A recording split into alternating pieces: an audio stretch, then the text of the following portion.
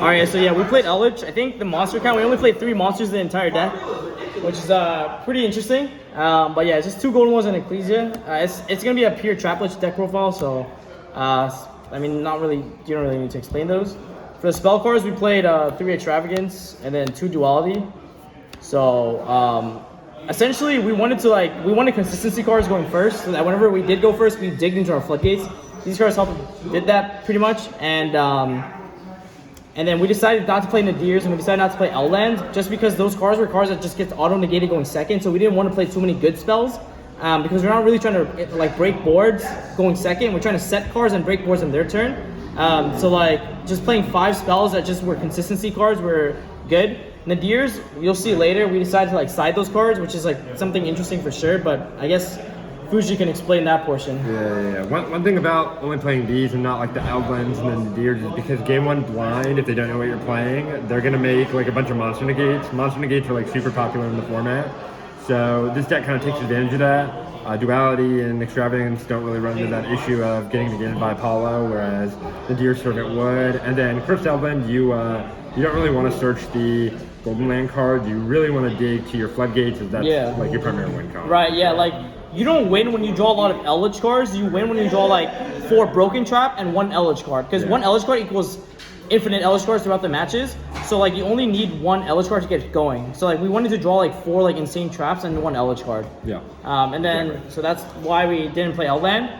And then for the 3 Sanguine, just because it's like the best one. And you know, basically this is a card that guarantees a disruption. If you summon Golden Lord on your turn, you banish and set one of these. 3 Conked and 2 Aquarel. I think like there's an argument to maybe play like the 3rd one, but I think 3 and 2 is fine. You only need the 3rd Aquarel against like the Dytron matchup, but other than that, like 3 and 2 is fine. No complaints, to be honest. The ratio is good. Yeah. Another benefit to playing Sanguine over like the other Elixir stuff is that it's normal trap, so it's searchable off trap trick. Yeah, like there would be times where like I had to like trap trick for Sanguine, that was enough to win. So you're basically playing 5 copies. Yep. 3 Torrential. Just there's not much to say. This card is a +5 half the time. Yeah. This card outs all the dumb stuff for us, and it's like really insane. Graveyard manipulation plus a removal, non-targeting, so not much to say. 3 Dogmatic Punishment, probably the best card in the deck. It's like a trap card that just always guarantees you +1 on it. Also, like because of the versatility of the extra deck, there's like a lot of cool cards you can send with these that just like so insane. But like double pop with punishment is usually so broken. Yeah, some of the decks aren't affected by the floodgates, and so the way you win those matchups is through the like punishments. Definitely have the best normal trap deck in the Sanguine. Yep. Then we played 2 Trap Trick, only 2 because we wanted to like stay close to as 40 as possible. But like the 2 Trap Trick basically means that we had 5 copies of every trap card in our deck, which is like the optimal number for opening one of them. Because like, for example, Punishment's a hard activation, like IDP's a hard activation, like, you know, so just having 2 was like fine. It also made you had 5 Sanguines, which was like perfect, which is like 50% to open 1. So 2 was fine. The restriction it gives you, where you can only activate 1 trap after it, it literally sucks. It sucks, so you don't want to draw like, you want to minimize drawing these as much as possible. Like if you draw 1, great. If you draw 2, it's kind of bad. Like you only want this for consistency. Like you don't really want it. Like honestly, this card sucks, but like you have to play it for consistency.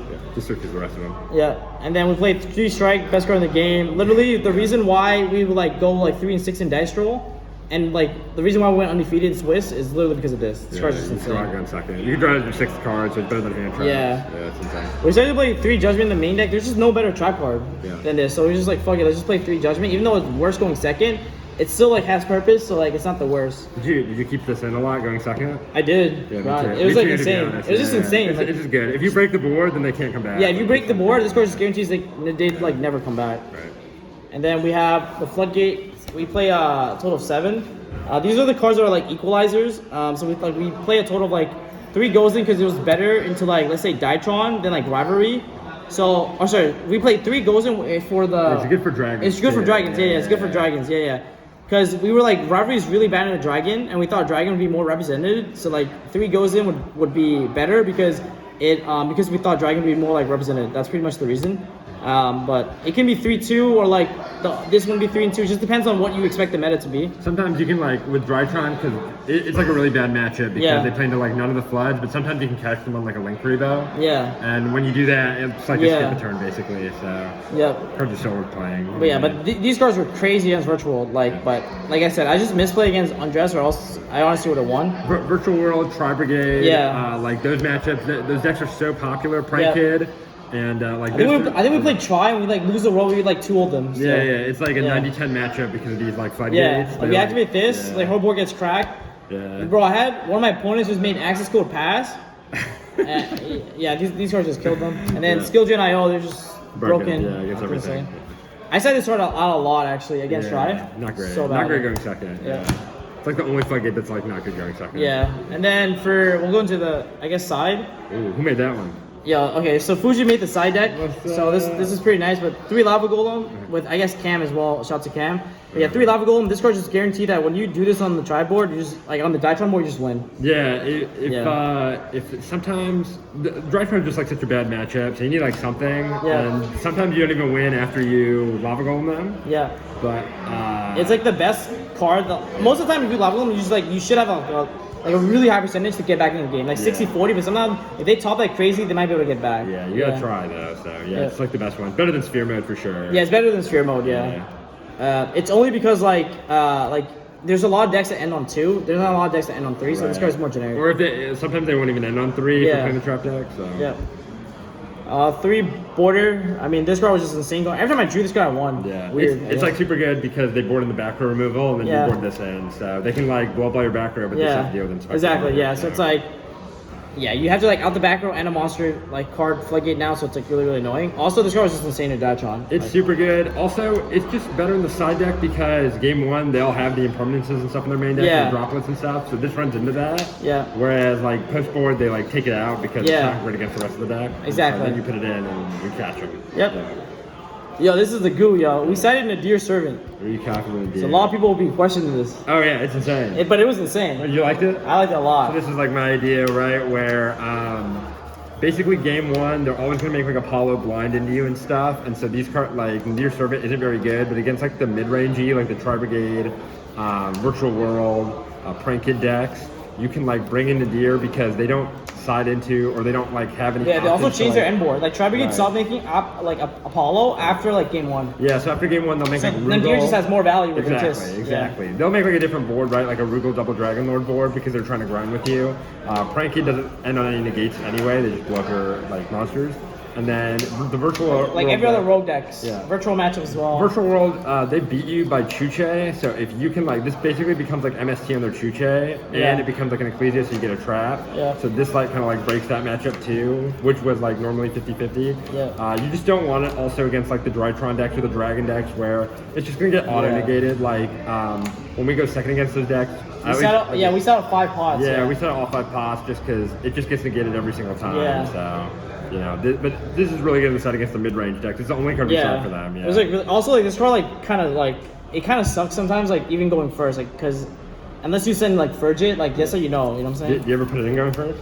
No, I don't put it in going first. Yeah, I don't think I've ever put it in. Yeah, you usually put it in going second to break the board. Yeah. 2 Duster because it's searchable off trap trick, but the 2-0s are gonna be explained because of the side deck pattern in our main deck. But like we also played 2 Needle Ceiling and then 2 Broken Line. Yeah. So Broken Line plus the Lava Golem is 5 cards in, while and 5 pots out going second to Dytron. Because like Dytron, if they resolve their loop, like these cards are dead. Like they get auto negated, and if you duality, you can't Lava Golem, right? Exactly. So you don't want to play these cards. Also, if you did duality, they just auto negate anyways. So these cards are just like really ass going second to Dytron. So you side 5 cards in Broken Line because you put in front of their ultimateness, and then you guarantee your Torrent, your IDP, anything goes through. You just put this in front of their card. So like they just can't play the game. So like that's pretty much the reason why for the side deck like pattern. And like even other matchups, you're gonna find yourself that there's usually like 2 cards you want to take out because if you notice, we played 5 floodgates. So like there's a lot of decks where like these 5 floodgates aren't like really that good in. So you're gonna find yourself taking out the 5 floods, putting in like 2 Needle Ceiling and then 3 Nadirs for like the rogue matchups. So like it's just like it's pretty much a side deck pattern. So like it's a huge emphasis on like side decking really well to like cover all of our matchups. And I mean, our side deck was insane. Yeah, you play more games sided than you do mainboarded. Yeah, so so, you like- want your deck to be like more consistent sided, especially Yeah. rather than hurt the consistency. So if the floods aren't good in a certain matchup, this deck like struggles where the floods aren't good. So Yeah. the Nadir Servants really help in that matchup. And then like you only need 2 of these. Not like it's a trap trick, but this becomes like an MST to the Nadir Servant, so you don't need to like max on this. And then- Yeah, this is Yeah. mainly for the virtual matchup, honestly. Like, you put this in for the virtual Virtual matchup, and you hit world or, like a their mirror back. match. Yeah, Yeah, because like- once you get rid of their Chuche, you just win the game. Like, you win the grind game even when you get rid of Chuche. Yeah. And that's how I played when I played Andres Suarez in Swiss. Literally 2-0 because of this. Yeah, it's insane. And then Broken Line, also, fun fact, there are only 2 extra monster zones, so like if they don't end on anything, you never want to draw 2 of these, and if they know you play it, they're just going to play around one. Yeah. So you can just put in the 2 extra monster zones. Learn that from Pack. What's up, Yeah, Pack? you know how I get. Yeah. But yeah, also like this card was actually like pretty insane, just because like some people knew we were playing this, so we would set like I would set like a shit card in front of their monster, and they would like go they would go revolt and banish the one in front, and I'm like, it was like some shit card that like I didn't mind losing anyways. So like even this card being in existence, and as we played more rounds and we kept going undefeated, people were like playing around it, and like it actually helped us because now we know they're playing around it. We just set really bad cards in front of like the card that in front of them and pretend it was Broken Line. That happens a lot with IP, where they'll Yeah. like go unicorn, shuffle back the card from the ultimateness, and then you're still main page 1, so you actually just like set the 6th card, which is Broken Line. Yeah, exactly. That's the tag game. Yeah, you know how I get. You know what I'm it's a bad saying? game. So like you basically like mind game a lot of people with this. So yeah, this card's insane. But I don't know. The side deck was pretty much perfect. I have no complaints. Yeah, it was insane. It was like super good. So yeah, and I guess we'll get into the extra deck. I think Pack couldn't find the second needle ceiling, so Oh, he yeah. played 1 Panker. So like I couldn't find the second needle ceiling from like last minute, so I played the one Pank. Never drew it, so it didn't matter. But it did matter in terms of like needle ceiling being searchable off trap trick. Yeah. But other than that, it was fine. I still won without it, so it like didn't come up. Yeah. And I guess for extra deck, we played Triple and Tis. Best one because it pops 2. Yeah. We played Titaniclad because it searches you Ecclesia. So if you don't have access to Ecclesia, you punishment send this. You summon Ecclesia at end phase and you search another one. You didn't play Titaniclad, huh? I did. You did? Yeah, I thought you it played came out. Omega instead. What? No, I played both Omega and Titaniclad. Really? Yeah. Oh, yeah. Yeah, because I didn't play Oswald. Oh, okay. Oh, yeah. So that was the difference. Yeah, I played 2 Link Spider. Honestly, should have been 1. This card was like ass because we played Floodgates. Yeah. You never really want to make this. If you make this and you Floodgate, like you would literally be on your own Flood. This card was insane. Lina was broken. You can search Ecclesia if you Yeah, don't you can search Ecclesia if you don't have it, but also because like you can like go Linas like in the Diatron matchup, summon their Diviner, then trigger Diviner, send in Tis, which is insane. And then after that, make Celine. Celine can bring back Ecclesia, get you a plus, or if you don't use the effect, and then you make Access Code after. So all of these cards are alive under Gozen Match too, which is what I did. I was going for Except like for this one. except for this one, yeah. But like what I did was I would go like summon this, activate to give a counter, activate Golden Lord, send the Floodgate, then activate this, bring back Ecclesia, then make Access Code with Lord is 80. It's over 85. Document Pack. Yeah, so that's this Let game. me know. And then for the Synchros, wait, I'm pretty sure I have Omega too. You played Omega. Yeah, I 1, didn't. 2, I 3, played- 4, 5, yeah. 6, 7, 8, 9, 10, 11. There were like a couple differences. Yeah. I only played like 1 Link Spider. And you played 1 Link Spider and you played Oswald. I played Asa, Yeah. and then I didn't play Omega. I don't even know what I played. Yeah, the thing, I didn't really like 1 Oswald, 1 Link Spider because like if you banish any of them, the other one is automatically dead. Yeah. You know what I'm saying? So like I just played 2 Link Spider because I thought it would be more consistent. The Synchros, I played 1 Omega, 1 Pegasus. So like the idea was that it actually came up. Like he went like Diviner, popped my back row, and I like lost all my Intissus already. So I chained Punishment targeting his Diviner, and then like banished Pegasus on Resolution to shuffle back his back row, which was a Talons. So that actually won me the game. And then for Omega, it was just like really nice card because like you can shuffle back your opponent's like Shen Shen. And it's also 2800, which is perfect in Shen Shen. It's also like really good into like the Diatron matchup, shuffling their cards, like their Diatron monsters. So Omega is just crazy, and it's not once per turn, so like they can never negate this. And then for the XYZs, we play the Train package. Gustav Max, Lieb, and then we play Zeus. Just like cards that like can just steal games for no reason, especially if like they think we don't play these.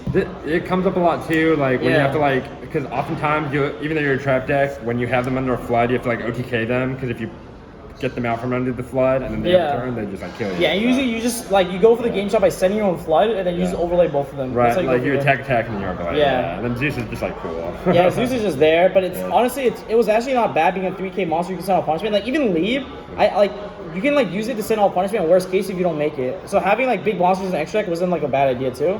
And then one Pallades, like this card was insane. Every time I made it, I won.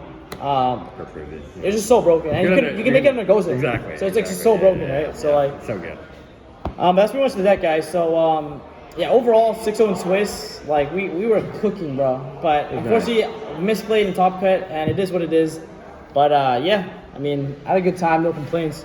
Pack, would you say that this deck is going to be good after Burst of Destiny? This is the best deck after Burst of Destiny. It's very good against the mid-range decks. A lot of decks coming out are like also mid-rangey type decks. It just preys on that. Yeah, all the people are going to be main decking Crossout. You're going to be like set 5, and their Crossout's going to look pathetic. So or like with the King of the Sky Prison, they're exactly. Storms. Like a big problem is like this deck can't be and like Cosmic Cyclone and Evenly aren't that good. Like Evenly is nice, but like there's so many cards that counter Evenly, but there's not like cards that like counter like you know, King of the Sky Prison counters LS Twin. It counters like so many broken ass cards. Like what else? Like Feather Duster. Yeah. So like I don't know. That's just so crazy to me. But yeah. Do you have any shout outs, Pat? Shout out to, like I said, Deadly, Fuji. Oh wait, no, not Fuji. Not Fuji. I'm joking. Shout out to Deadly and Fuji, but like also shout out to Cam. You know what I'm saying? For the people who couldn't make it, that's pretty much it. Yeah, I wish they could have made it. Unfortunately, their flight got canceled and Cam's banned. So.